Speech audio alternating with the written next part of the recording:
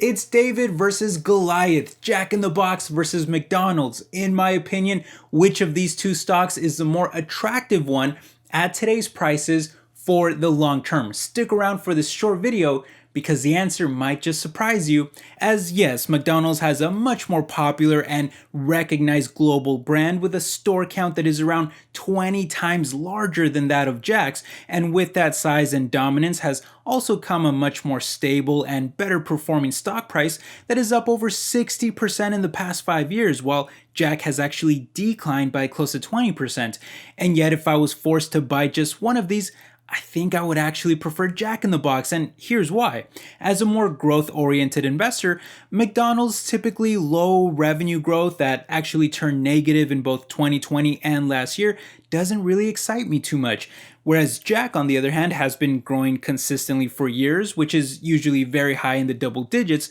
and after acquiring Del Taco last year, they've not only become a more diversified company selling both hamburgers and Mexican-style food, but it's also opened the door for more expansion in the future across the country. As this map shows, there's only 11 states that have both a Jack and Del Taco presence, which leaves a massive 39 states to expand to, several of which already have one of the two, which will make it even easier to help the other expand there. And because Jack primarily franchises their stores at over 90% of them, whereas only less than half of all Del Tacos are already franchised, it means that Jack will have a huge opportunity to not only franchise more stores, but they could even try selling them to their best performing franchisees in order to maximize profits. Keep in mind the average Jack franchisee already owns almost 20 different restaurants, so they may be willing to add even more in the future. And speaking of profits, Jack also uses them to pay out a dividend that actually yields